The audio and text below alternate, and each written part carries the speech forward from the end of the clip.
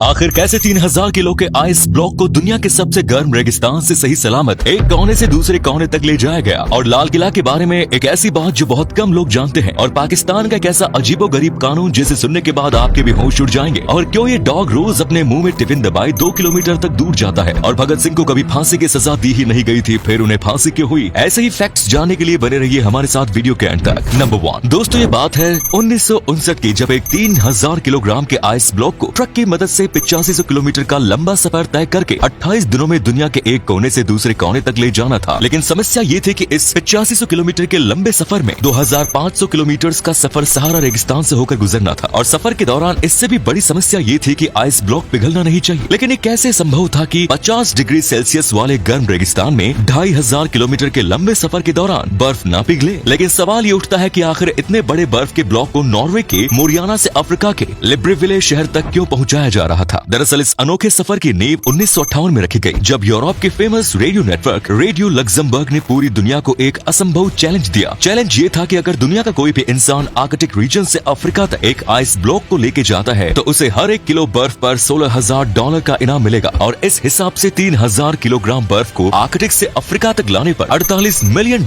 यानी 3 अरब 72 करोड़ रुपए का इनाम मिलना था। लेकिन इस चैलेंज की 3 शर्तें थी। Number 1, ice block single piece का होना चाहिए। नंबर 2, आइस ब्लॉक को सिर्फ रोड के माध्यम से आर्कटिक से अफ्रीका जाना था। नंबर 3, आइस ब्लॉक को ठंडा करने के लिए भी किसी तरह की कूलिंग मशीन यानी कि रेफ्रिजरेटर का इस्तेमाल नहीं करना था। इन शर्तों के साथ चैलेंज को पूरा करना नामुमकिन था, जिस वजह से रेडियो लग्जमबर्ग ने इस चैलेंज को पूरा करने पर इतना बड़ा इनाम रखा था। इस चैलेंज को दुनिया के सामने पेश करने के बाद किसी ने भी इस चैलेंज को एक्सेप्ट करने से मना कर दिया। लेकिन फिर इंसुलेशन कंपनी ग्लासवॉल्ड के मैनेजिंग डायरेक्टर मिस्टर बिर्गर नॉटविक ने इस चैलेंज को एक्सेप्ट कर लिया। मिस्टर बिर्गर नॉटविक को यह भरोसा था कि उनकी कंपनी के इंसुलेशन प्रोडक्ट यानी कि प्रोडक्ट जो किसी भी चीज को बहुत लंबे समय तक ठंडा या गर्म रख सकते हैं, वो प्रोडक्ट इस चैलेंज को पूरा करने में उनकी मदद करेंगे। बस इसके बाद मिस्टर बिर्गर नॉटविक ने एक 3000 किलोग्राम का आइस ब्लॉक बनवाया और उसे ट्रक पर रखवा के अपनी कंपनी के आइसोलेशन प्रोडक्ट से पूरी तरह आइसोलेट कर दिया। अब ट्रक को सफर के लिए रवाना कर दिया गया। जब 28 दिनों के सफर के बाद ट्रक लिब्रेविले पहुंची तो वहां बर्फ को खोलकर वजन किया गया, तो उसका वजन 2714 किलोग्राम था, यानी सिर्फ 336 किलोग्राम बर्फ सफर के दौरान पिघली। लेकिन रेडियो लग्जमबर्ग अपनी बात से मुकर गई और इतना बड़ा इनाम देने से मना कर दिया, जिसके बाद इस बर्फ को लिब्रेविले के लोगों में बांट दिया गया जिन्होंने कभी बर्फ नहीं देखी। बेशक मिस्टर बिर्गर नॉटविक को कोई अवार्ड नहीं मिला, लेकिन अपने इस अद्भुत कारनामे की वजह से उनकी कंपनी की बहुत बड़े लेवल पर एडवर्टीजमेंट हुई और उनकी आइसोलेशन कंपनी के सेल्स ने ऊंचाइयों को छू दिया। नंबर 2, क्या आपको पता है कि जब शाहजहां ने दिल्ली के लाल किला को बनवाया था तब लाल किला का रंग लाल नहीं था। जी हाँ, जब लाल किला बना था तब उसका रंग सफेद था और इसे किला-ए मुबारक नाम दिया गया। लेकिन अंग्रेजों ने भारत पर कब्जा करने के बाद इसका नाम और रंग ही बदल दिया। रेड फोर्ट यानी लाल किला असल में चूना पत्थर से बनाया गया था और ब्रिटिशर्स ने इसे पेंट करके रेड कर दिया, जो न छूटने वाला रंग था। नंबर 3, दुनिया के हर एक देश में कई ऐसे अजीबोगरीब कानून हैं जो आपको हैरान कर देंगे। हमारे पड़ोसी पाकिस्तान में भी कई ऐसे कानून हैं जिसे सुनने के बाद आप दंग रह जाएंगे। पाकिस्तान में भी किसी भी शख्स का मोबाइल बिना उसके इजाजत के छेड़ना कानूनी जुर्म है और ऐसा करने पर 6 महीने तक की जेल भी हो सकती है। अगर आप पाकिस्तान में अल्लाह, मस्जिद, रसूल या नबी इनमें से किसी भी शब्द का इंग्लिश ट्रांसलेशन देखते हैं तो आपके ऊपर कड़ी से कड़ी कार्रवाई की जा सकती है। पाकिस्तान का कोई भी नागरिक इजराइल नहीं जा सकता क्योंकि वहाँ जाने की किसी को इजाजत नहीं है। पाकिस्तान सरकार की तरफ से इजराइल जाने के लिए वीजा नहीं दिया जाता है। पाकिस्तान में अगर आप अपनी गर्लफ्रेंड्स के साथ घूमते हुए पकड़े गए तो आपको सीधे जेल में डाला जा सकता है, क्योंकि वहाँ कानून है कि शादी से पहले लड़का और लड़की एक साथ नहीं घूम सकते। नंबर 4, कहा जाता है कि डॉग्स इंसानों के सबसे वफादार पालतू जानवर होते हैं और अपने मालिक के लिए अपनी जान तक दे सकते हैं। लेकिन वीडियो में नजर आ रहे इस डॉग को देखिए। ये डॉग रोज अपने मुंह में एक टिफिन का डिब्बा लेकर 2 किलोमीटर दूर अपने मालिक को खाना देने जाता है। वीडियो के मुताबिक ये एक जर्मन शेफर्ड नस्ल का डॉग है और इसका नाम है शेरू। ये डॉग रोजाना अपने मुंह में टिफिन का डिब्बा दबा के सड़क पर चलता हुआ दिखाई देता है और अगर रास्ते में कोई गाड़ी आती है तो ये बगल हो जाता है। इस वफादार और समझदार डॉग के लिए एक लाइक जरूर करें। नंबर 5, क्या आपको पता है कि भारत के महान क्रांतिकारी भगत सिंह को कभी भी फांसी की सजा सुनाई ही नहीं गई थी। दरअसल भगत सिंह की सुनवाई जिस जज के सामने हो रही थी, उन्होंने भगत सिंह को फांसी देने से साफ इनकार कर दिया। इस जज का नाम है सैयद आगा हैदर। ये उस समय अंग्रेजों के शासन के दौरान जज थे और अंग्रेजों ने इनके ऊपर बहुत दबाव डाला कि ये भगत सिंह को फांसी की सजा लिख दे, लेकिन इन्होंने अन्याय करने के बजाय अपने पद से इस्तीफा देना सही समझा और भगत सिंह को कभी फांसी की सजा लिखी। जल्दी सब्सक्राइब करो पहले, हाँ जल्दी करो। मुझे पता है कि आप लोग नहीं करते, वीडियो देखते लेकिन सब्सक्राइब नहीं करते। लाल कलर का बटन नहीं से दबाओ, जल्दी दबाओ, फिर मैं शुरू करूँ। दबा दो जल्दी,